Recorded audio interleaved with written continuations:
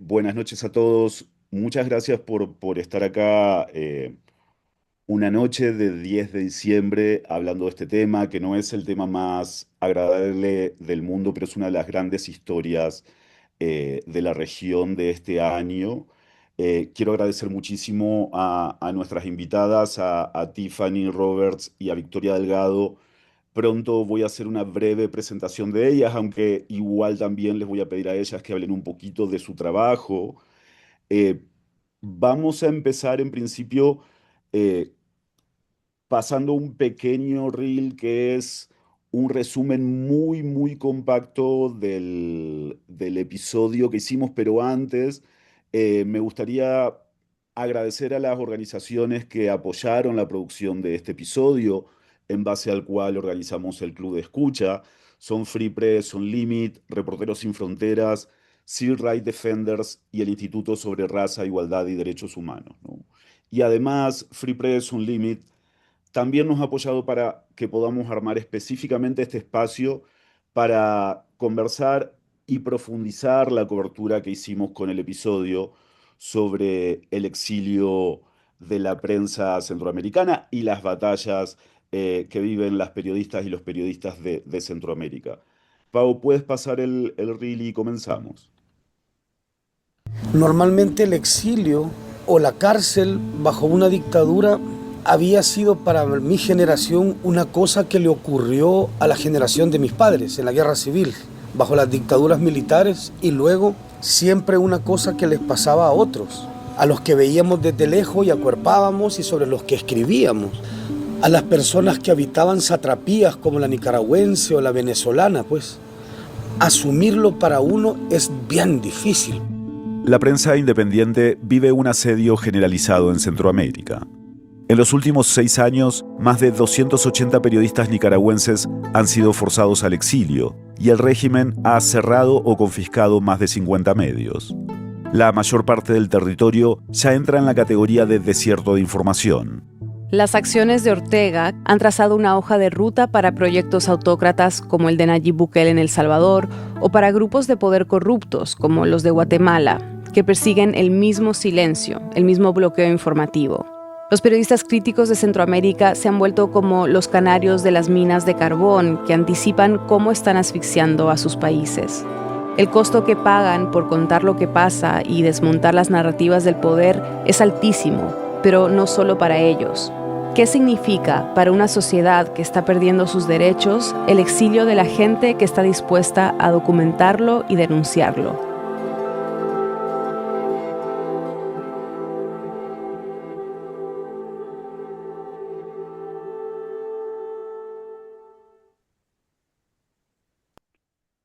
Eh,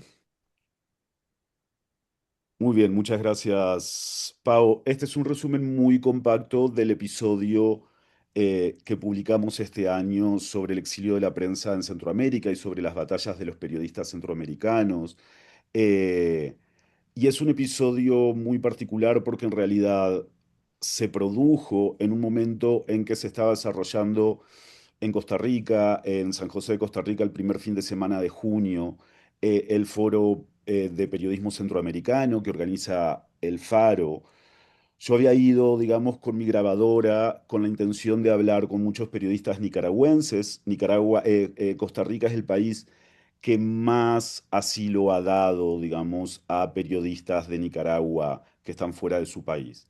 Y entonces había ido con la intención de hablar, digamos, con muchos periodistas nicaragüenses y en el momento en el que estábamos se exiliaron los compañeros del Faro. No estaban preparados para eso, sabían que en algún momento iba a venir eso, digamos, ¿no? La persecución del gobierno de Bukele estaba muy fuerte durante todo mayo, digamos, estuvo desatado. Y entonces terminó convirtiéndose en una historia no solamente de el exilio de los periodistas centroamericanos, sino del último capítulo de este exilio, que es El Salvador, que se suma, digamos, a una tradición de la que Nicaragua es veterana, y por un lado, ¿no? Y por otro lado, Victoria Delgado, que es una de nuestras invitadas, estaba también en ese grupo. Nosotros nos encontramos de hecho en el aeropuerto al llegar a San José de Costa Rica y ella se fue, digamos, con una maleta para dar un taller por 4 días y no pudo volver a su país, ¿no? Pero voy a presentar brevemente a Tiffany y a Victoria. Tiffany es una periodista que muchos de nosotros conocemos desde hace tiempo por su trabajo como corresponsal para Univisión. Fue una de nuestras primeras invitadas del hilo también para hablar ya de lo que pasaba en Nicaragua. Tiffany estudió ingeniería, pero empezó su carrera periodística hace un montón. De hecho, ahora nos va a contar, pero creo que nunca ejerció, digamos, como ingeniera. Desde 1985 empezó a ser periodista en medio de la situación de conflicto en Centroamérica. Ha trabajado para cadenas internacionales cubriendo noticias en Cuba, Panamá, Guatemala y México. Y desde hace más de 2 décadas entiendo que trabaja en Univisión. Victoria Delgado, que como les contaba, ella estaba en el momento, digamos, que contamos en este episodio. Es la jefa de contenido digital en El Faro, un puesto que asumió hace algunos meses, pero ella ya trabajaba con este equipo que de pronto eh, hizo que el trabajo que tenía El Faro tuviese una presencia mucho más fresca y visible, digamos, en las redes. Empezó a ponerle rostro también y a narrar algunas de estas historias de la cobertura que hacen. Pero Vicky también ya trabajaba desde antes, trabajó varios años en Factum, que es un medio independiente de El Salvador, también crítico, cubriendo cosas como medio ambiente, derechos humanos y transparencia. Primero que nada, Tiffany, Victoria, muchísimas gracias por estar acá esta noche. Voy a empezar directamente con una pregunta para que cuando ya empiecen a hablar ya me puedan empezar a responder, ¿no? Y la primera pregunta que tengo para ustedes es que algo que a mí me quedó muy presente de cuando hice este episodio y que creo que es algo que importa para todos los que estamos en el continente es ¿en qué momento ustedes, como periodistas, empezaron a pensar que lo que estaba haciendo el gobierno de sus países no tenía retroceso? Que el gobierno hizo una cosa después de la cual ustedes dicen yo no sé si se vuelve después de esto. O cuando uno tiene la esperanza de un cambio democrático, por ejemplo, ¿no? O de que una protesta pueda llevar a alguna transformación. Pero hay determinadas acciones, no sé si uno se da cuenta en el momento, que te impiden, digamos, pensar ya en un futuro de ese país.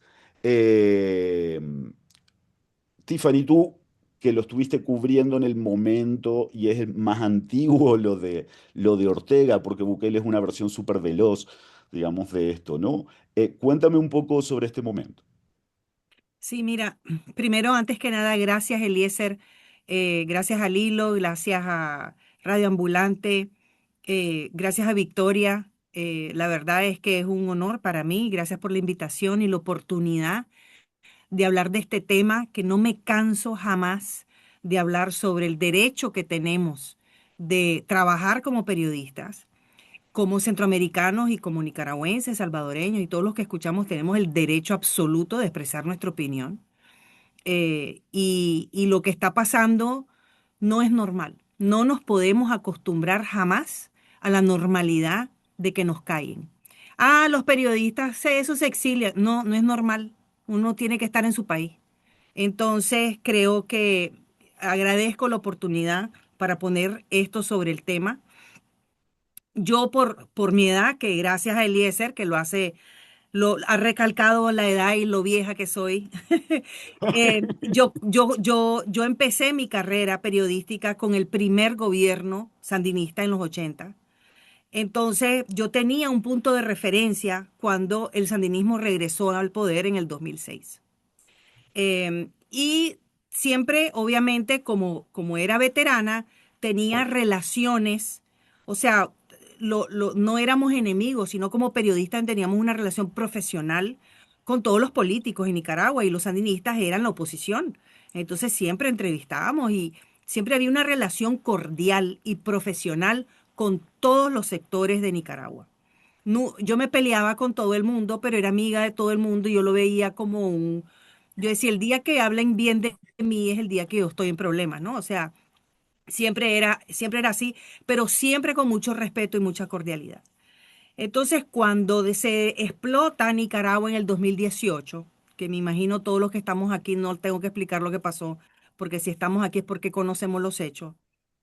El ver, yo me fui, yo no vivía en Nicaragua para ese tiempo, pero yo me fui a cubrir y me quedé en Nicaragua casi que todo el tiempo ahí, cubriendo día a día, día a día. Todos los días sacábamos nota, todos los periodistas se fueron y yo me quedé, y todos los días cubríamos. Y ver a la policía proteger a los paramilitares y verlos asesinar, yo nunca había visto a nadie asesinar a nadie. He estado cerca del peligro, cubriendo el narcotráfico en México, inclusive en el norte de Honduras, muchas veces yendo a San Pedro Sula, cubriendo o sea, nuestro nuevo miedo como periodista en los 80 eran las guerrillas, bueno, en los tiempos modernos es el narcotráfico y el crimen organizado. Entonces, ver eso, ¿no? Y verlos cómo se tapaban y verlos en las camionetas vestidos y sentía como que un déjà vu, como que estaba viendo Al Qaeda en las películas. Y ver todo eso, yo dije, ahora sí, de esta no volvemos. O sea, ¿cómo vas a retroceder con tantos muertos? Cuando pasaron 3 meses, 4 meses, 5 meses, y ya eran 300 muertos donde todo el que abría la boca le tiraban a los activistas, ¿no? Y ver a la propia policía tirarle a la iglesia, ¿no? Y cuando estaban todos en la noche y ver o sea, el descaro, ¿no? Hacerlo a la luz del día, cuando las consecuencias no importaban. Ahí es donde yo dije, ok, esta es otra liga. Y ahí es donde yo misma como periodista sabía que ya no estaba segura. O sea, el tema, el juego, inmediatamente cambió la dinámica. Los periodistas nos volvimos inmediatamente una amenaza porque éramos los únicos que estábamos documentando la masacre, porque era una masacre. Eran 10 muertos diarios. O sea, era una cosa impresionante. Y nadie hablaba, pero ahí andábamos nosotros, ahí andábamos y andábamos reportando, reportando. Y ese creo que fue el momento que cambió para mí, el chip me cambió a mí, Tiffany, cuídate, y empecé a cambiar también la manera de trabajar. Para Claro, mí más o menos por ahí fue. claro. Victoria, ¿cuándo fue para vos, no? Porque también hay una cosa que conversamos antes de esto y es, hoy nadie dudaría, excepto algún trasnochado o alguien que reciba dinero para eso, nadie dudaría en decir que Daniel Ortega es un dictador, pero Bukele, digamos, tiene muchísima popularidad dentro y fuera del país. Y si bien ya hay más afectados, si hay gente, se ven las fisuras, es mucho más difícil en esa situación, ¿no? Es un proceso. Entonces, ¿en qué momento fue para ti, digamos, o pensaste esto de esta situación tal vez no tiene ya retroceso? Oh, Está sin... Sí, bueno, primero que nada, buenas noches. ¿Me escuchan? ¿Sí? si tienes problemitas con la ¿Hola? conexión, es como que se te escucha cortada. Ah, ok. ¿Te parece si continúo y quizás se va arreglando en el camino? ¿Sí? Ahí sí, sí, sí, se te escucha. Dale, perfecto. Gracias por esta invitación, qué invitación de lujo, sobre todo esta oportunidad de estar aquí junto a Tiffany. Y vos solía ser, pues mira, para mí es bien complicado porque siempre decimos con otra colega que andamos en las mismas de edades y carrera, que hemos sido más tiempo periodistas en el régimen de excepción de Bukele que fuera de él. Y realmente yo no conozco el ejercer periodismo si no es fuera de este contexto de represión. Y bueno, yo comencé a hacer periodismo más o menos desde finales de 2020, inicio de 2021. A este punto, Bukele ya había llenado la Asamblea Legislativa el 9 de febrero de 2020 de militares y habían sido sus primeros signos de abusar de la fuerza, de las fuerzas del orden. Y hasta este punto todavía teníamos la esperanza en 2020 que la Sala de lo Constitucional quisiera ponerle frenos, pero es en 2021 donde hay un gran golpe a la Sala de lo Constitucional, se destituyen los magistrados, se impone un propio fiscal al servicio del régimen y desde entonces todo fue en picada. Pero precisamente creo que empecé a notar que no había retorno cuando en marzo se anuncia el régimen de excepción y es aquí donde creo que es donde he visto las historias más fuertes en lo que va de régimen, hasta el punto de comenzar a hablar con familiares que tenían eh, que hablar con familiares de detenidos que tenían meses desaparecidos, luego empezar a hablar con familiares que les habían entregado cadáveres completamente golpeados y torturados, en los que en su autopsia le ponían que habían muerto por un edema pulmonar, que es igual que decir, a partir de ahí, y ver cómo la maquinaria del régimen y de ataques digitales, de ataques coordinados con los satélites de Nayib Bukele como opinadores públicos, diputados y tales, reaccionaban ante esas historias, sí empecé a sentir que lo que hacía cada vez me ponía más en riesgo. También yo creo que por la naturaleza de estos tiempos, de ser periodista en estos tiempos, siempre he tenido una presencia visible en redes. Entonces empecé a notar que los ataques, mediante pasaba el tiempo, mediante, por ejemplo, en 2022, a partir de 2022, que Bukele anuncia su reelección, sí se podía notar que los ataques digitales eran mucho más violentos. Entonces, ahí es cuando empecé a notar que aquí no había vuelta atrás. Pero definitivamente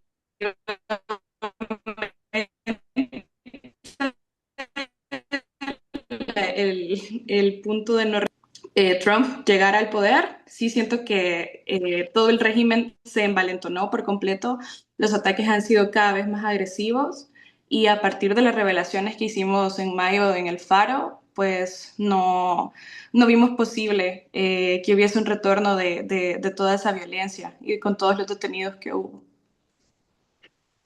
Muchas gracias a las dos. Les preguntaba esto porque en realidad desde el momento en el que uno detecta, digamos, ¿no? que el gobierno ya no tiene vuelta atrás, eh, pasan dos cosas que son contradictorias y un poco paradójicas, ¿no? Por un lado, eh, uno tarda mucho en tomar real conciencia de eso y a la vez esta es la situación en la que como periodistas queremos cubrir, ¿no? O sea, a los que estamos afuera viendo el trabajo que hacen nuestros colegas, nos da miedo por nuestros colegas, pero también entiendes un poco eso. Yo quería pasar un fragmento de 2 minutos, digamos, de donde sale la cita que tenemos en el reel de Carlos Martínez, para después preguntarles a ustedes algo al respecto, ¿no? Porque desde este momento que ustedes identifican hasta el momento en el que Tiffany, a ti te prohíben entrar al país y Victoria, digamos, tú no puedes regresar por la información que tienen de que pueden ir por ustedes, digamos, cuando vuelvan pasa un tiempo, ¿no?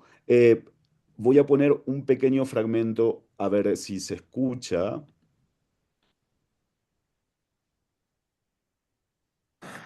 ¿Qué les ha dicho la gente respecto de la vuelta? ¿No? ¿Qué les han dicho sus familiares? ¿Qué les han dicho sus colegas? Yo no conozco a nadie que me haya dicho que volvamos. No sé si vos. Todo el mundo nos ha dicho que no. Lo que pasa es que luego cuando les elaborás la respuesta y les decís, vos te irías con esta evidencia, dejarías tu país, dejarías la esencia de tu oficio, dejarías el lugar donde ejecutas tu credo. Y entonces la respuesta les es más difícil. Vos si crees que hay una oportunidad, les he preguntado yo, de volver como yo creo que la hay, ¿no la tomarías? Y en ese momento ya la respuesta no es tan directa. La mierda duda es que Normalmente el exilio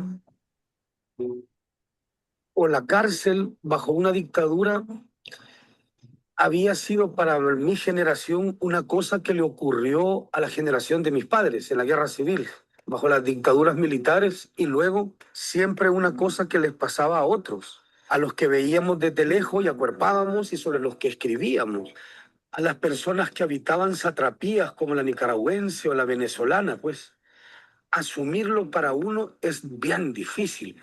Estar en medio de esta decisión es asumir con radicalidad una condición que siempre te imaginaste en otros y en otros tiempos. De manera que asumirte un exiliado tiene también una serie de dificultades en tanto a tu oficio, al compromiso y a la manera en la que le hayas sentido a ejercer tu trabajo. Y además a todo lo que has entendido como vida. Vos dejarías de hacerlo. Es eso, vos dejarías de hacerlo si crees que tenés todavía, como dice Oscar, unos metros para evitar todo lo que acabo de decir. Entonces, no es así nomás asumir eso y no es así nomás claudicar o decidir abandonar eso de la noche a la mañana, pues es... Entonces, si creo que hay unos centímetros, los quiero tener, los quiero vivir, pues. Eh, este es un fragmento de la conversación en que, claro, yo en realidad voy a conversar con ellos tratando de convencerlos de que no se vuelvan, digamos, tratando de entender realmente sus razones. Y les hago una pregunta realmente tramposa y es, ¿qué les dicen sus familiares y qué les dicen sus amigos, ¿no? Y todo el mundo les estaba diciendo que no se volvieran, pero es difícil, y a mí lo que pasó es que yo me quedé sin respuestas a estas preguntas de vos dejarías de hacerlo, digamos, ¿no? Me gustaría si me pueden contar mínimamente, mínimamente lo que quieran, pero para poder hablar de esto, ¿cómo fue ese momento? Tiffany, yo creo que a ti te prohibieron directamente subir a un avión. ¿Puedes contarme cómo fue? Sí, mira, esa es una dinámica que el régimen empezó a implementar con el COVID. No sé si recordás que tenías que enviar tu examen de COVID antes, 2 días antes, para que te permitieran la entrada al país. Esto muchos países tenían esa dinámica. Bueno, entonces pasó el COVID, pero el gobierno de Nicaragua mantuvo esa técnica. Entonces mandaban a pedir la lista de pasajeros y ellos decían quién sí, quién no, quién sí, quién no. Y hasta que te tocaba hacer el check-in en el counter de la aerolínea, te dabas cuenta si te dejan entrar o no te dejan entrar. Esa es una dinámica que hasta el día de hoy se usa. Ayer platicaba con una amiga que me contó que el domingo no le dejaron regresar. Ella vivía en Nicaragua y prácticamente pues se han robado al país porque son cientos y miles de personas que conozco que saben que van de vacaciones 3 días, 4 días, no podés salir del país porque sabes que no te van a permitir regresar, lo más probable. Entonces, en mi caso yo sabía que era cuestión de tiempo, porque ya sabía que había pasado en otras ocasiones. Además de que, como yo he cubierto Nicaragua para Univisión casi toda mi vida, yo desde antes de la crisis ya tenía problemas entrando a Nicaragua. O sea, yo empecé a sentir la censura y los problemas con la prensa desde como el 2015 por ahí. Inclusive tenemos un chat en la familia donde habían apuestas a ver si me iban a dejar pasar y si me dejaban pasar, si me iban a llevar detenida o qué sé yo. Y las apuestas eran si yo quería cigarros o qué era lo que quería que me llevaran a la prisión. O sea, todo eso, el sentido del humor de mi familia es tremendo. Entonces, pero sí, pues es una decisión, pero sí conozco también muchos que fueron detenidos. O sea, en Nicaragua, Miguel, la Lucía, o sea, de 100%, ¿no? Fueron uno, o sea, los primeros casos emblemáticos que conocemos, que eran de alto perfil y que así nomás, así por así, o sea, se metieron al canal como en los tiempos de Somoza, pues cuando yo era chiquita, ¿no? En los tiempos de Pinochet, o sea, todas las dictaduras que me viste en las películas. y se metieron y cerraron y arrastraron y se llevaron detenido al periodista, al camarógrafo, al conductor del canal. O sea, era una cosa. Entonces, para nosotros era una realidad. No hacía falta que te dijeran no vengas, no vengas, porque era una realidad que estaban, o sea, agrediendo y arrestando a periodistas. Porque ser periodista se había convertido en un crimen. Entonces, en mi caso, yo iba a seguir viajando a Nicaragua hasta que no me lo permitieran. Eh, Eso es una decisión que yo había tomado y mi familia, como tengo tantos años de hacerlo, ellos ya saben que yo, o sea, yo lo único que yo he hecho toda mi vida, Eliezer, desde que tengo 20 años es periodismo. Yo no sé hacer otra cosa. No sé hacer otra cosa. Conozco periodistas que tuvieron que salir corriendo de Nicaragua y terminaron aquí en Miami limpiando baños, porque no tenían un medio para quien trabajar y necesitaban mantener a su familia. Entonces perdés tu fuente de trabajo y perdés tu carrera completamente. Yo he tenido la suerte que Univision me ha dado una plataforma enorme y eso obviamente también va con una gran responsabilidad para mí. Entonces no me dejaron entrar, eh, pero yo me imaginé que eso iba a pasar. Menos mal que no me dejaron entrar en vez de haber terminado como Miguel, ¿verdad? Que terminó detenido. Entonces, en ese Claro. caso, pues a lo mejor se lo debería de agradecer, digo yo, ¿no? Pero pues no sé, Eh, o sea, yo no estoy en el exilio en el sentido de que yo no me exilio, yo ya vivía aquí, ¿me claro. entiendes? O sea, mi situación es diferente, pero la represión transnacional es la misma, porque mi familia sigue sufriendo, mi familia está en Nicaragua, ¿me entiendes? Entonces, es complicado. Aparte hay algo claro y es básicamente te arrebatan tu país, ¿no? No es, o sea, es que no es solamente el exilio, es que yo me acuerdo, digamos, digo, de haber leído un poco cuando tú te fuiste a cubrir en 2018, tú te fuiste a tu casa, digamos, no te fuiste a tu casa y fuiste a cubrir. Y después, cuando no te dejaron entrar, tengo entendido, tu mamá estaba en Nicaragua, digamos, ¿no? Entonces, Está. está, bueno, o sea, entonces, digo, no es estos matices que a veces la gente no entiende, ¿no? Por eso a mí me gusta la palabra exilio, pero me gusta también la palabra destierro. Y voy a decir algo con lo que empezaste para darle pie a Victoria. No voy a contar ahora, pero Victoria hacía los mejores chistes sobre el exilio cuando estábamos, digamos, en San José, ¿no? Porque había gente filmando un documental y entonces, digamos, como tratábamos de imaginarnos cómo era ser exiliado para un documental y entonces solamente voy a decir eso, no voy a reproducir los chistes, pero Victoria, tú te fuiste, o sea, cuando nos encontramos en el aeropuerto en San José, tú venías de San Salvador, ¿no? Sí, sí, bueno, lo que pasa es que nosotros empezamos a notar en el periódico a partir de las publicaciones que hicimos el 1 de mayo, de las entrevistas con Charlie, el ex líder pandillero que estuvo involucrado en las negociaciones del gobierno de Nayib Bukele con las pandillas.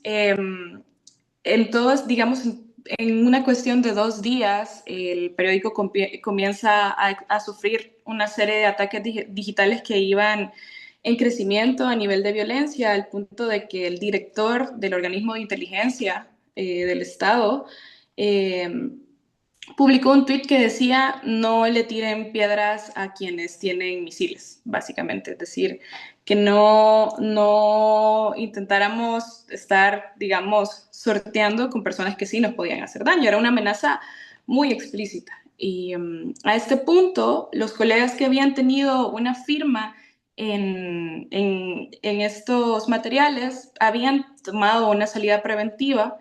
eh, Nosotros, esto de salida preventiva es un apellido extraño porque es una salida pensando en que si se activa algún tipo de maquinaria de criminalización, vos ya estés afuera del país eh, y bueno, ya no regresé, ¿verdad? Pero si no pasa nada, regresás. Y así muchos periodistas estuvimos durante varios años en El Salvador haciendo estas entradas y salidas. Eh, y luego recibimos esa información en el Faro de que se estaban activando 7 órdenes de capturas para miembros del equipo. En ese momento yo estaba en San Salvador. Eh, Había sido también, digamos, parte del equipo que había planeado estrategias, que tenía material, de ese material en su posesión, digamos. Y era como increíble, es decir, solo pensar en la posibilidad que uno de nuestros colegas pudiese ser detenido, te revuelve el estómago. Y el siguiente día, si no me equivoco, un día antes de irme a Costa Rica, tuve que ir a cubrir como, digamos, como periodista del Faro, como Sergio Arauz en su representación como presidente de la APES y que es él también es subjefe de la redacción del Faro, presentaba a la Fiscalía 7 solicitudes para saber si periodistas del Faro tenían algún tipo de proceso dentro de la Fiscalía. Y he visto cómo Sergio Arauz entraba a la Fiscalía y básicamente a la boca del lobo. Eh, y nada, el siguiente día, en paralelo, tenía que ir a dar un taller al Foro Centroamericano de Periodismo que hicimos en San José. Hice una maleta de 4 días y cuando te encontré a vos, Eliezer, ese día en el aeropuerto, era el mismo día que Ruth López, la abogada anticorrupción que en ese momento está eh, en calidad de rehén en las cárceles del régimen, tenía su audiencia provisional, su audiencia preliminar. Y justo cuando llegué al aeropuerto, que empezaron a caerme todos los mensajes y en eso de que ya tenés conexión a internet, pude ver los videos de ella siendo arrastrada por policías, haciendo lo único que le quedaba en ese momento, gritar, pedir a gritos un juicio público. Y desde ahí sentí que ese viaje a San José solo fue una cadena de horrores. El proceso, teníamos meses de no vernos con muchos colegas, por lo mismo, por salidas preventivas, y era bien terrible ver a todos mis compañeros, mis amigos del Faro, con la misma cara de funeral que yo cargaba, es decir, pocas palabras de ánimo teníamos para darnos, más que nos alegraba vernos bien, y tenías ahí colegas con su familia partida en ese momento, con sus planes de vida completamente frustrados. Y yo en ese momento iba a regresar a San Salvador, es decir, ya sabía cómo estaba dura la cosa, pero creo que mi intención era quedarme lo más que pudiese y honestamente creo que estas largas que le da a uno a tomar una decisión tan difícil como salir, porque hay una amenaza inminente, es decir, uno dice, ya, ahí tengo papeles que arreglar, tengo que dejar cosas en orden y no sé qué. Entonces, realmente yo tenía pronosticado regresar a El Salvador. Y justo al cierre del Foro Centroamericano, una fuente diplomática de una embajada grande a nivel centroamericano nos informa que había recibido información de parte de inteligencia de El Salvador, de consultores de inteligencia de El Salvador, sobre que se estaba planeando un operativo de captura para los miembros del Faro que regresaban. Y a este punto, todos ya habíamos hecho nuestro check-in, es decir, esa información ya estaba disponible. Incluso habíamos tenido una asesoría con abogados para que nos recomendaran qué podíamos hacer. Los abogados decían, no creo que los capturen en migración, porque esto implicaría como activar más mecanismos, ¿verdad? Que hasta ese momento en El Salvador, pues era una especie de subpolicía, una policía que estaba actuando, digamos, de forma externa, o no oficial, la que estaba, digamos, ejecutando las capturas. Entonces, los abogados veían que no le veían sentido, digamos, a una captura en migración. Pero esta fuente nos dice que sí, que en efecto se estaban planteando estas capturas y esta información la recibimos aproximadamente a las 8 de la noche el día anterior a viajar. Y todo el mundo comenzó a activar sus fuentes, yo empecé a activar mis fuentes y hasta ese punto no logramos confirmar más allá de esa información. Y yo recuerdo que dijimos todo, bueno, no vamos a regresar, o sea, nadie se quería subir a ese avión. Y no recuerdo muy bien quién estaba a la par mía, pero sí recuerdo que le dije como que le tengo que avisar a mi familia, a mi mamá, que no voy a regresar, porque ella me iba a ir a traer, ¿verdad? Eh, Y esa persona me dijo, mira, no le avises hoy, o sea, de todas formas, muy poco puedes hacer ahora y más que le vas a quitar el sueño, a lo mejor avísale mañana. Y yo creo que fue un consejo bien sabio porque yo toda esa noche no pude dormir y me imagino que mi mamá tampoco hubiese podido dormir de la angustia. Avisarle el siguiente día a mi familia creo que ha sido de las cosas más dolorosas que he hecho y creo que un poco escuchar este episodio de Lilo Eliezer me hace sentir ahí de nuevo y es muy impactante. Eh, Porque yo escuchaba al otro lado del teléfono a mi mamá tratando de darme palabras de ánimo y de fuerza, pero escuchaba como su voz estaba quebrándose. O sea, yo podía notar que estaba llorando, pero ella no quería que yo me diera cuenta.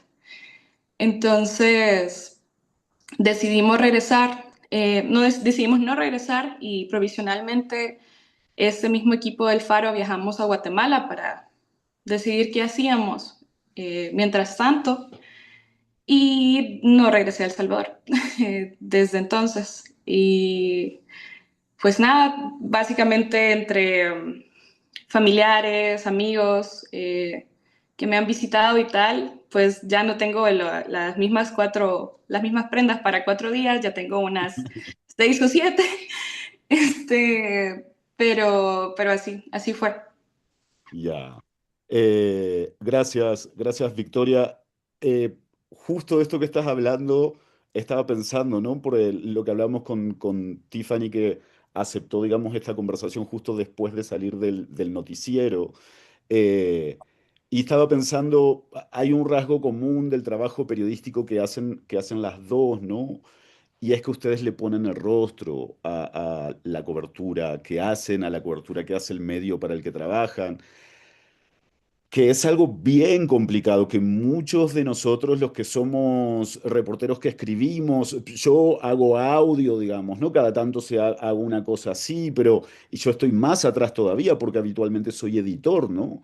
Eh, y ustedes lo hacen ante audiencias cada vez más polarizadas y que se han vuelto abiertamente violentas. Esto es cualquiera que se meta a redes sociales ve que el nivel gratuito de violencia es abismal, ¿no?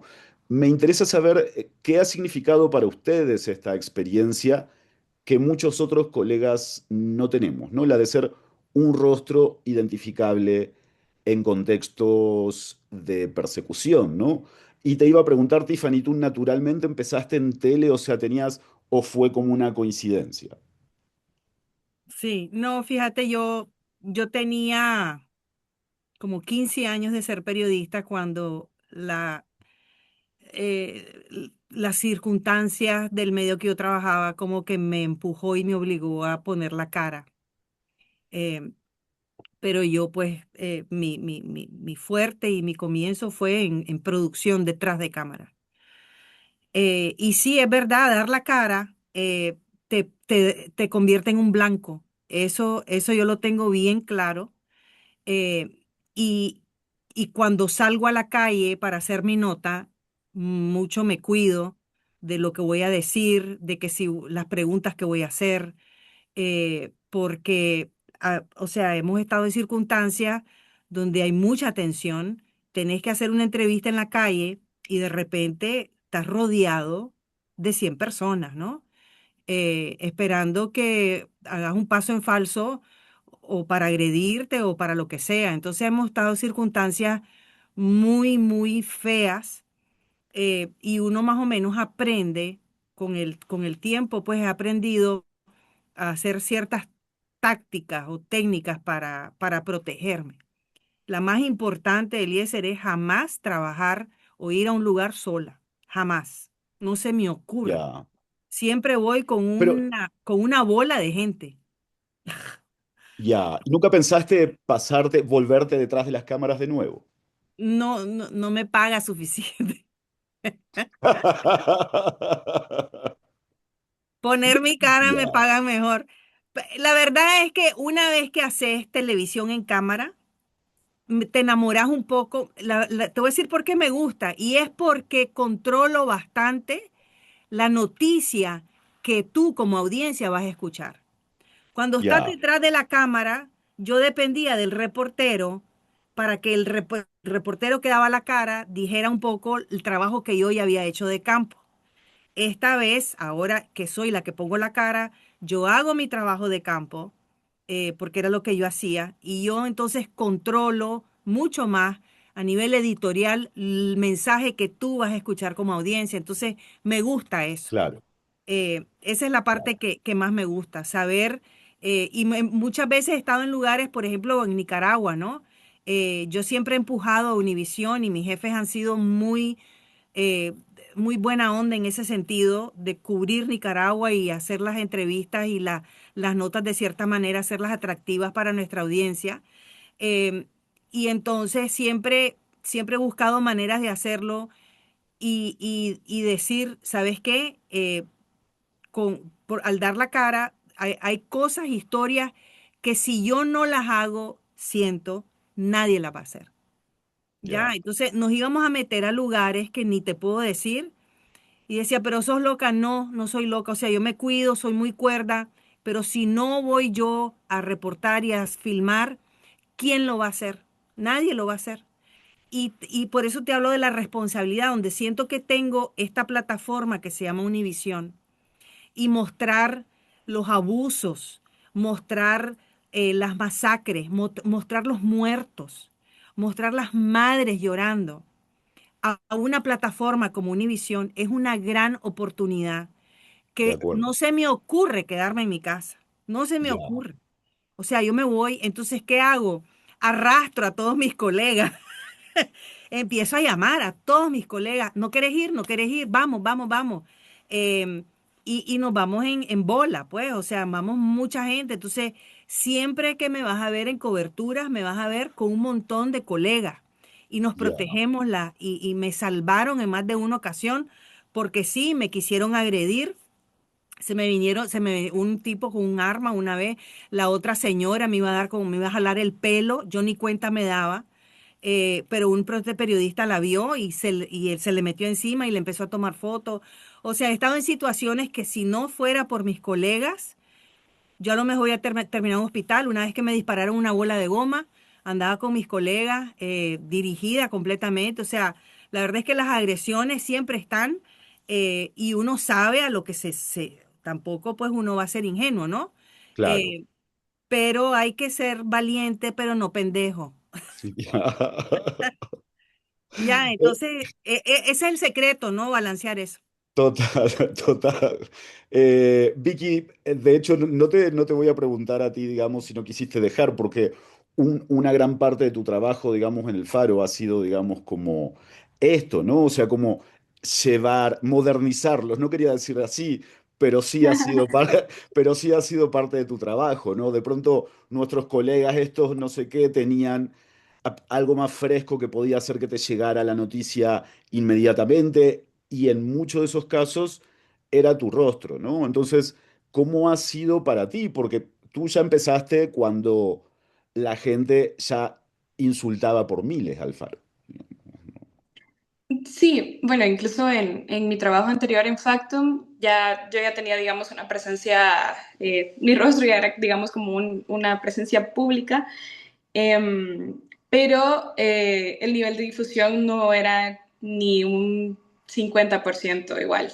Entonces, digamos que yo me sentía conocida, pero por el mismo círculo de gente, de pronto la universidad, ¿sabes? Y de pronto sí veías que la gente se te quedaba viendo, pero en espacios como que te lo esperas. Cuando empecé a hacer videos en el Faro y que las redes del Faro explotaron, sobre todo en TikTok, que actualmente tenemos 129,000 seguidores y en promedio tenemos una entrada de visualizaciones de 2 millones al mes, entonces es mucha gente. eh, sí me empecé a sentir más vista en la calle y sí de pronto a veces queríamos intentar hacer grabaciones, por ejemplo, en el centro o en la calle y no era lo más cómodo porque además no era una sensación de que te estaban viendo como con empatía, sino que era una sensación muy hostil porque no solo creo que porque me percibiesen como periodista del Faro, sino porque en general como periodista, porque así de polarizada está la ciudadanía en El Salvador y periodista es igual a enemigo de Bukele y por lo tanto mi enemigo, ¿verdad? Entonces, básicamente la mayoría de nuestros videos los hacíamos dentro de un estudio. Eh, los ataques digitales siempre han sido muchísimos, muchísimos. He tenido, digamos, como ya un par de malas pasadas de intentos de hackeos a mis cuentas personales. He tenido que limpiar, digamos, fotografías con familiares y tal. Yo no suelo publicar fotos con mi familia o tagueándolos, por ejemplo, porque ya me ha pasado que le han escrito cosas a mi familia y tal. Es decir, es un nivel de intimidación bien fuerte y que siempre está presente. Es decir, no importa lo que yo publique, siempre me va a caer algún tipo de mensaje de odio. Eh, y luego sí ya he experimentado en un par de situaciones, incluso fuera de coberturas, mucho en Ubers. Yo creo que por alguna razón los Ubers miran mucho las noticias. Y de pronto sí me pasaba que alguno me lo decía como con un tono empático, como, usted es la que da las noticias en TikTok, pero otro que me decía, usted es la que vive criticando al presidente en TikTok. Y eso Ya. implicaba estar ya en una situación de poder en el que el conductor me está diciendo estas cosas, pedirle que cancele el viaje, empezar a tener protocolos de seguridad cada vez que utilizaba alguna app como estas, o incluso cuando me movilizaba como peatón, digamos. Y creo que también lo positivo de esto, es decir, de dar la cara, es que el nivel de conexión que puedes tener con las audiencias no tiene precio. Es decir, me identifico mucho. Oh, estás muteado un segundo. Sí, ahí está, ahí está. Me Ah, ya. identifico mucho con lo que mencionaba Tiffany, de tener, digamos, la presencia en cámara te da otras posibilidades que al momento de tener un texto no. Es decir, yo con una expresión facial, con una entonación, le puedo transmitir en segundos cosas al público que a veces de pronto en un párrafo va a costar algo más, un segundito más que lo interpreten, ¿verdad? Siempre me ha parecido y algo que agradezco mucho de tener las posibilidades de estar, que el Faro ahora sea parte de un ecosistema de redes moderno, como decías. Es bien gracioso porque el Faro es un periódico digital, pero no funcionaba como un periódico digital hasta hace más o menos 2 años.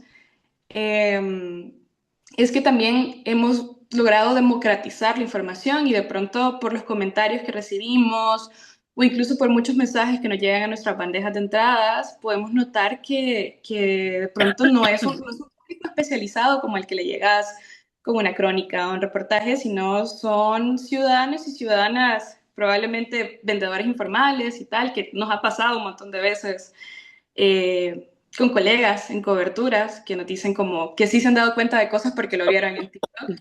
Entonces, creo que eso es la parte positiva de esto y creo que también es la parte positiva de que hayan más diálogos intergeneracionales en las redacciones. Mi equipo, el de contenido digital, es el que recoge, digamos, los reporteros más jóvenes del Faro. No pasamos de los 25 a los 30 años y creo que el reportero joven se convierte en una especie de navajita suiza que te sabe escribir, te sabe hacer videos, te sabe grabar, como piensa en multimedia de una forma más transversal. Ya. Em, es Perdón por la tos. insultantemente joven lo de la edad, digamos, ¿no? Eso ya lo decía, ya lo decíamos cuando estábamos en San José. Respecto de esto, en realidad que me estaban contando las dos, hay dos cosas que me parecen muy importantes y voy a adelantar preguntas que tenían porque se ha pasado volando el tiempo y no quiero dejar de hacer sí o sí algunas preguntas que tengo, ¿no? Una es una cosa de la que se habla poco en el exilio, digamos, en relación con el exilio, pero en relación en general del contexto de persecución a la prensa, y es leyendo informes, pero también, digamos, como leyendo un poco sobre colegas en Nicaragua, colegas en El Salvador, colegas en otros países de Centroamérica. Encontré este dato que me parece brutal, digamos y del que no se habla mucho. Claro, los reportes lo reflejan, pero no solemos hablar mucho de eso. Y es una marca tremenda de género, digamos, en contextos de persecución, ¿no? Las mujeres forzadas a dejar el país abandonan la profesión a una tasa muchísimo más elevada que los hombres, en más de el 60%, según los reportes que leí. Eh, entonces, lo que les quería preguntar es si ustedes creen que hay determinadas vulnerabilidades, digamos, eh, del exilio de las mujeres periodistas que suelen quedar invisibilizadas al pensar este tema, o en realidad lo que sucede, digamos, es que las mismas cosas invisibilizadas en la vida cotidiana se agravan cuando tienes que ejercer en un contexto como estos, ¿no? Cuando no puedes entrar al país y tienes familia, cuando te tienes que ir. Entonces, me gustaría saber si hay algo específico, digamos, respecto a eso, si lo ven en colegas, en ustedes mismas, o si, digamos, es como, digamos, las diferencias de géneros de siempre potenciadas por la persecución.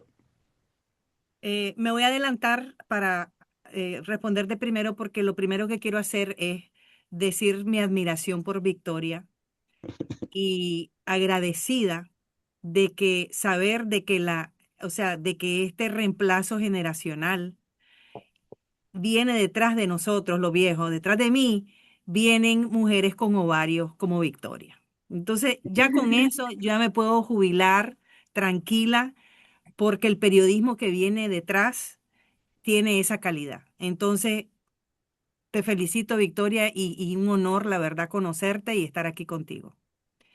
Habiendo dicho eso, una mujer periodista con familia, con hijos, usualmente necesita del apoyo de la familia para poder trabajar.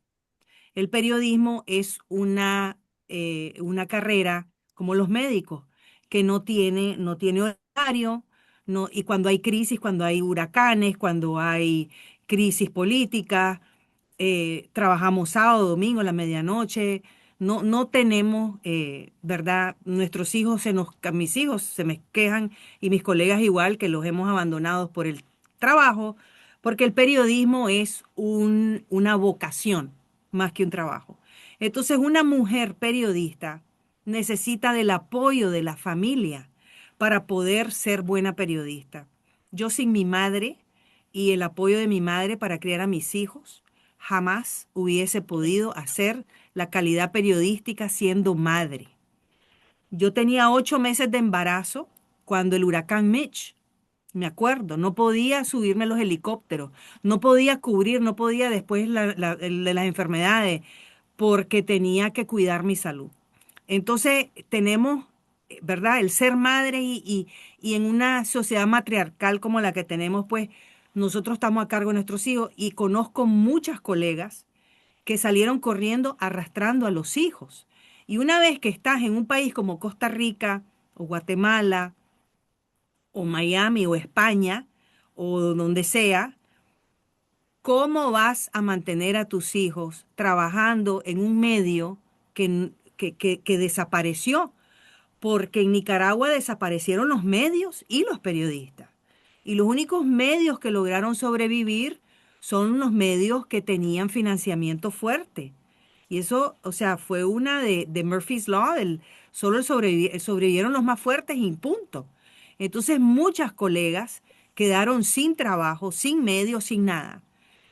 Los hombres, mm, ¿verdad? Tenían más facilidad desde el punto de vista logístico para encontrar otro trabajo, para escribir para otro medio un poco más, pero las mujeres tenemos, no, o sea, creamos toda una infraestructura al lado nuestro para poder funcionar y ser efectiva.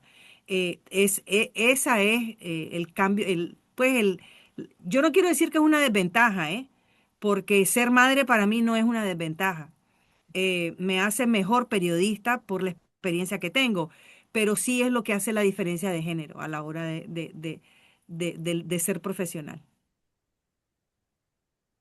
Sí, yo comparto completamente lo que decís, Tiffany. Yo realmente admiro profundamente a todas mis colegas periodistas que son madres, sobre todo en los contextos centroamericanos. Me parece eh, una hazaña y un milagro que ocurra todos los días, porque si los periodistas en general nos enfrentamos a una serie de dificultades que implican desde la estabilidad económica hasta nuestra integridad física y muchas veces nuestra vida, el hecho de tener a cargo familia solo las profundiza, y yo me he topado mucho en este contexto de colegas salvadoreñas que han salido que si no es que son madres, también creo que es inherente que tenemos muchas, las mujeres en general, tenemos muchas responsabilidades de cuidado, así como necesitamos que nos cuiden, cuidamos a nuestras abuelas, cuidamos a nuestras madres, cuidamos a nuestros familiares que están enfermos, si no es con, digamos, actividades directas, si es en algún tipo de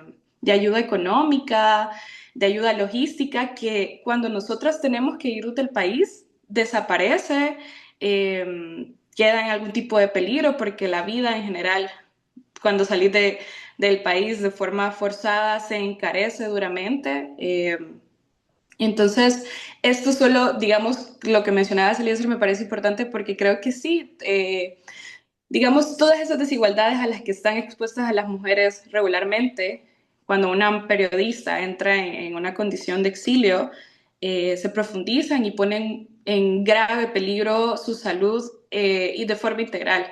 He conocido también muchas colegas que en este contexto eh, también por lo mismo de proteger a sus familiares que todavía están adentro, temen que exista algún tipo de represalias hacia sus familiares, no cuentan sus historias y no están diciendo que están pasando por esta situación, entonces se aíslan, se separan de sus redes de apoyo y quedan en una situación en la que es muy peligrosa para su salud mental y su integridad en general, con la intención de proteger al familiar que está detrás. Entonces sí creo que hay una diferencia considerable.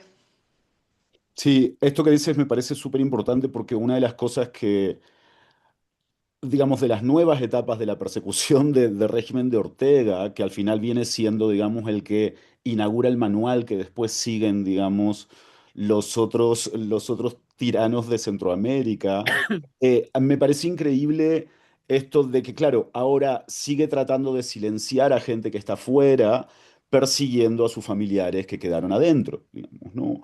Esto me parece brutal, ¿no? O sea, me parece brutal porque encontré mucha gente de Nicaragua que en ese momento, eh, que antes hablaba, digamos, como abiertamente y ahora no quería hablar porque ya han hostigado, amenazado a sus familias adentro o porque los han amenazado con expropiarles la casita que tienen, que ha sido la casa de toda la familia de toda la vida. También he leído de colegas salvadoreños del dolor de las familias de ver que sus, digamos, como sus periodistas se exilian, pero que también se termina convirtiendo en un alivio para algunas familias, ¿no? O sea, en un alivio si ellos mismos están ahí adentro, por la preocupación y por también las implicaciones que puede tener, porque esta gente no tiene escrúpulos en hacer la persecución del modo en que puedan hacerlo, ¿no? Justamente hablando de esto, de la persecución, eh, bueno, en Nicaragua ya ha echado a todos los periodistas independientes que quedaban, digamos, ¿no? Pero... En Nicaragua no hay nadie, Eliezer, no hay ni uno, Sí, no queda nadie, ya, nadie, ya, cero.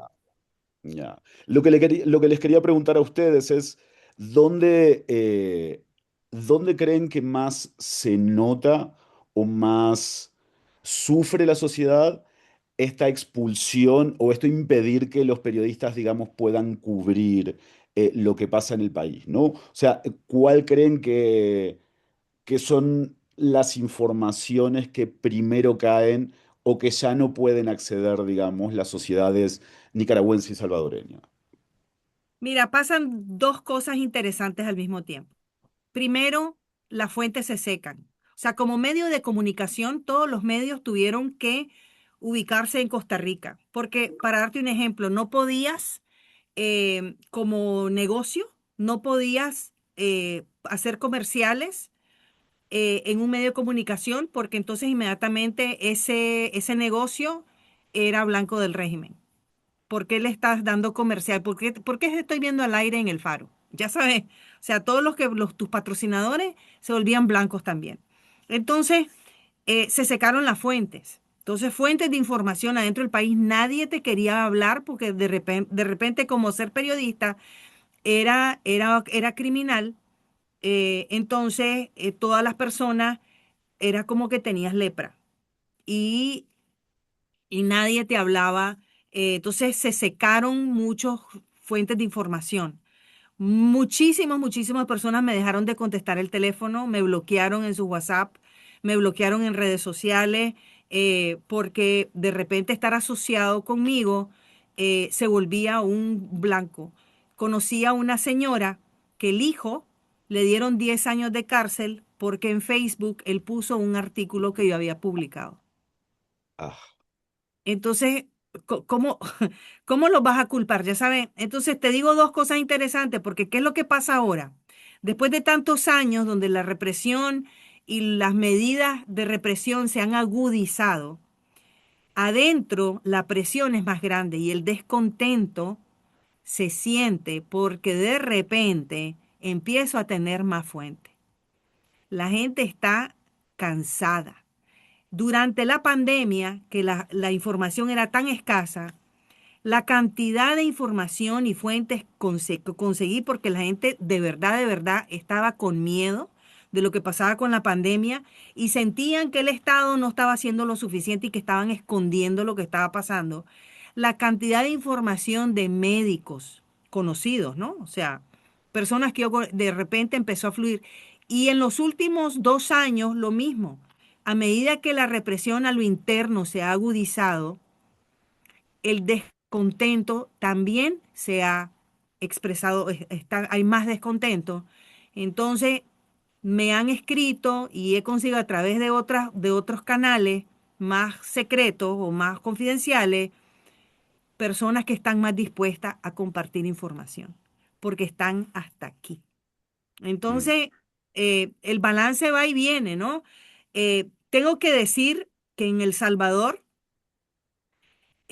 como hay el apoyo al presidente Bukele, es tan, es- no sé cómo calificarlo, qué adjetivo ponerle, pero es bastante como ciego, como bien, fanático, ¿no? casi como culto, ¿eh? Como un culto. Sí, Entonces, es más difícil en El Salvador romper, porque en Nicaragua muchos saben que los periodistas somos amigos de la población. En El Salvador no tienen todavía, los ven como enemigos todavía, porque el culto al presidente es muy pronunciado. Nosotros eso lo vivimos hace 15 años, donde pues Ortega gozaba de más popularidad entre los sandinistas, pero pues han sucedido, ya sabemos lo que ha sucedido, pero pues El Salvador no ha llegado hasta ahí todavía y desgraciadamente pues los periodistas en El Salvador creo que tienen más rechazo que lo que nosotros, o sea, a mí en Nicaragua yo sé que a mí me apoyan, porque dependen de mí, de la información, porque el apoyo Ortega no lo tiene ya claro. sabes, a diferencia de El Salvador, entonces creo que la dinámica de la sociedad es un poco diferente.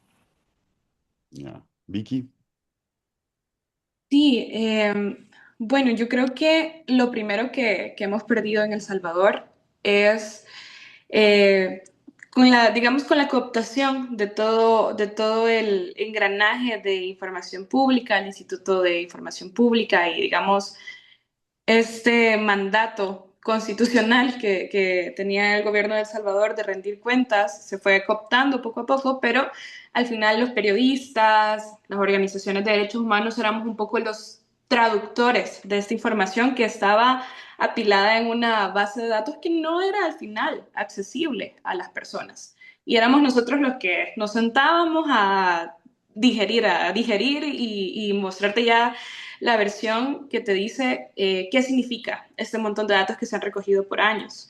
Lo primerito que perdimos en El Salvador fue la posibilidad, por ejemplo, de fiscalizar y contabilizar los homicidios. Eh, Observatorios de género como el que tiene Hermusa, que tomaba datos oficiales sobre violencia de género, ya no tiene esos datos y ahora tiene que hacer este observatorio digamos, con una metodología propia de monitoreo de medios, que implica otras dificultades y no son datos oficiales. Creo que esa es de las primeras cosas que debería alertar a la población, ¿verdad? ¿Por qué si todo va tan bien? ¿Por qué si hay 0 homicidios no me los enseñas? ¿Por qué no me enseñas los datos? Porque son secretos. En segundo lugar, y eso ya creo que sí implica la salida de periodistas y de sociedad civil, hay datos, por ejemplo, que todavía en El Salvador son abiertos, como lo es el Centro Nacional de Registros, donde ha sido clave, por ejemplo, para saber que el presidente se ha enriquecido, el presidente y su familia se han enriquecido de forma astronómica durante su gestión. Eh, pero si no hubiesen sido los periodistas que llegaron al Centro Nacional de Registros a pararse durante horas, a partirse la espalda para sacarles de escrituras, digerirlas, esta información no se hubiera sabido porque de nuevo no son... el hecho de que exista, digamos, abierto para la ciudadanía no significa que sea una consulta democrática y de fácil consulta o de fácil acceso. A El Salvador le faltan, bueno, no, me van a faltar milenios después de toda esta situación para poder tener algo siquiera similar a eso. Entonces creo que son de las primeras cosas que vamos a comenzar a perder porque el hecho de que ya no estén periodistas allá cubriéndolo dificulta mucho más el acceso y es parte de la intención, claramente. Luego, creo que es complicado por lo que yo veo en El Salvador ahora, lo que queda de las noticias, es, bueno, y esto se une con la sombría de Trump, con el cierre de USAID y la crisis de medios, muchos medios ya no funcionan de la misma forma y, digamos, con publicaciones regulares, sino que están fusionando bajo otros mecanismos como conseguir fondos para temas muy puntuales. Entonces la cobertura, digamos, coyuntural ha cambiado un montón y básicamente ha quedado en manos de medios tradicionales, dos grandes medios de prensa escrita y televisoras. Todos los medios tradicionales actualmente en El Salvador han decidido tener una línea editorial neutral y lo más inofensiva posible al régimen de Bukele. Ya. Desde el punto de que es muy difícil ver que se titule con el apellido Bukele dentro de los titulares de la prensa escrita. Y si vos ves noticieros en El Salvador, uno creería que en El Salvador solo pasan accidentes de tránsito, que siempre hay problemas de clima y que hay miles de influencers y farándula porque es lo único que reportan. En los Ya. noticieros de El Salvador no existe el régimen de excepción, no existen los muertos en las cárceles del régimen.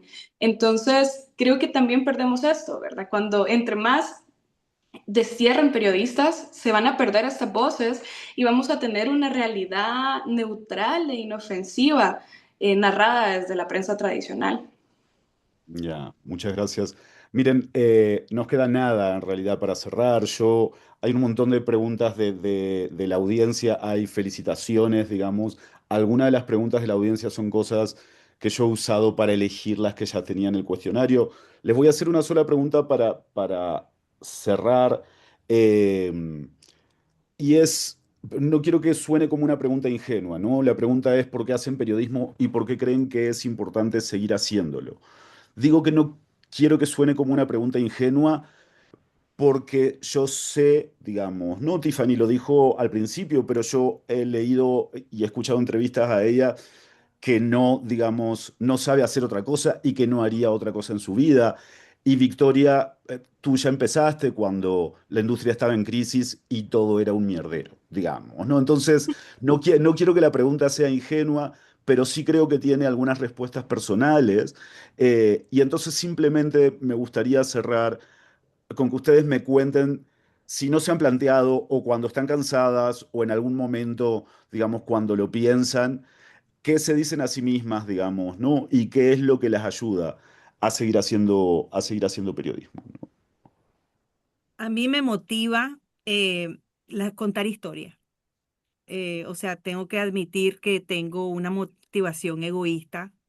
Eh, Uno tiene que amar lo que hace para poder hacerlo toda la vida, ¿no? Y contar historias.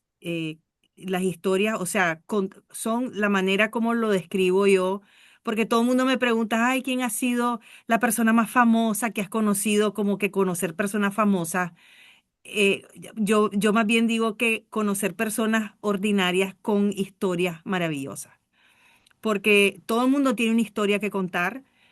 Ahorita en Estados Unidos estamos con la crisis de la migración, ¿verdad? Que nos está afectando en nuestros países también. Y a todos nuestros exiliados y todos nuestros, o sea, todos mis colegas nicaragüenses ahorita están en crisis porque con temor que los deporten, sin importar lo que les enfrentaría de poder regresar a Nicaragua. Entonces, lo que me motiva es eso, ¿no? Contar las historias, conocer a las personas y contar sus historias y que el mundo las conozca.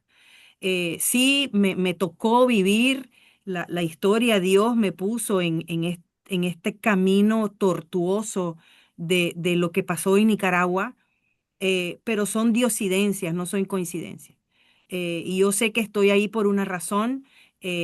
Tengo la gran ventaja y bendición de que me criaron con valor y con principios y con ética, y no me vendo ni me comprometo. Soy muy cuadrada en mis principios periodísticos, de la manera como se deben hacer las cosas. eh, y, y, y por terquedad, por obsesión, terquedad y por amor a mi país, hago cosas como estas, Eliezer. Porque creo que es importante que quede sentado. Creo que la historia hay que grabarla. La impunidad no se puede quedar. La justicia es importante. A nosotros los periodistas nos toca grabar la justicia, que no queden huellas de impunidad en ningún lado. Y a nosotros tenemos una gran responsabilidad en que más adelante, cuando Victoria esté de mi edad y hoy ya esté jubilada en alguna playa, en algún lado, tal vez Nicaragua, espero que sí, eh, a ella le va a tocar cubrir toda la justicia y cómo todas las masacres y las injusticias que se hicieron hoy sea más adelante. No, no podemos permitir, nuestro trabajo es ese. O sea, sí, yo me voy a hacer mis historias de deportes, de esto que el otro, o sea, lo que hay que hacer, lo que sea la agenda de Univisión, lo que sea en ese día, ¿no?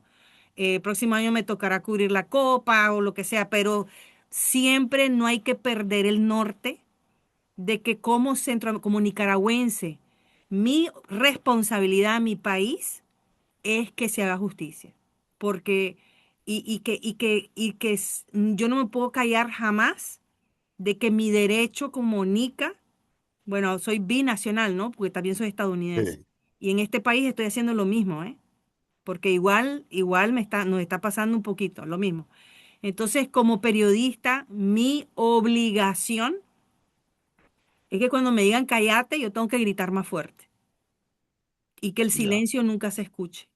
Entonces, ese es el mensaje, pues, que yo le dejo a todas las personas que se tomaron una hora de su noche para escucharnos. Y agradecerte a vos, Eliezer, y a Victoria, otra vez, mi admiración por vos y tu trabajo, y a la orden para lo que necesites y lo que querés, aquí me tenés. Porque sí pienso que la próxima generación tiene una gran labor que hacer. Muchas gracias, Tiffany. Vicky, Sí, bueno, cuando hablo con los colegas que tienen más trayectoria que yo, y me pasa seguido en el Faro, que la mayoría ya anda pisando los 20 años de carrera, llego a la reflexión de que nunca ha sido fácil, nunca hemos estado en un puesto cómodo, porque fiscalizar lo que hacen los poderosos nunca va a ser fácil, y nunca vamos a estar en una posición agradecida por ellos. Entonces, claro, no, las particularidades de este tiempo son otras, y me ha llevado a estar aquí. Y recuerdo cuando empecé a cubrir en El Salvador, realmente creo que me enfrasqué mucho en poder recopilar todas las historias que pudiera para dejar registro de lo que estaba pasando, pensando que eso al menos es lo único que podía hacer en ese momento, porque como lo dijo Ruth López, cuando la capturaron, esto un día se va a acabar y ahí va a estar la información para que alguien haga algo, si no va a ser mi generación que sea la siguiente. pero que alguien haga algo. Y ahora que estoy afuera, sí es algo que me movió mucho porque ya no estoy ahí en el terreno y eso es bien difícil. Em, pero al mismo tiempo es como complicado y yo creo que es una gran ironía de lo que hacen estos regímenes con los periodistas. Es decir, si ya me echaste del país, ¿vos crees que ahorita me voy a callar? O sea, como que ahorita la voy a dejar de librar. Pues no, ahorita ya incluso ya es un poco personal, la verdad. Ya. Y que también veo positivo poder ser una caja de resonancia fuera del país, de lo que están pasando otros colegas, de lo que sigue sucediendo en El Salvador. Y creo que también sí me llena de optimismo y es difícil utilizar la palabra optimismo en estos días, que tenemos que seguir contando las cosas porque cuando todo esto se acabe hay un país que recuperar, al que vamos a volver porque vamos a volver y echarlo a andar de nuevo. Entonces tenemos que construir las bases para que ese momento suceda. Muchas gracias, Vicky, muchas gracias, Tiffany. Ha sido muy interesante y esperanzador hablar con ustedes. Toda mi admiración para el trabajo que hacen. Quiero agradecer un montón a los oyentes, a todos los que han estado asistiendo acá a esta hora, no solamente por tomarse un rato, digamos, de su noche para escuchar esta conversación, sino que sus mensajes y sus preguntas han sido respetuosas, alentadoras. Muchísimas gracias. Gracias por su tiempo, Natalia, Paola, muchas gracias por ayudar a organizar este espacio. Que tengan una feliz noche. Y gracias al equipo de Lilo y gracias a Tiffany por esta conversación. Ha sido súper increíble. Gracias, hasta luego.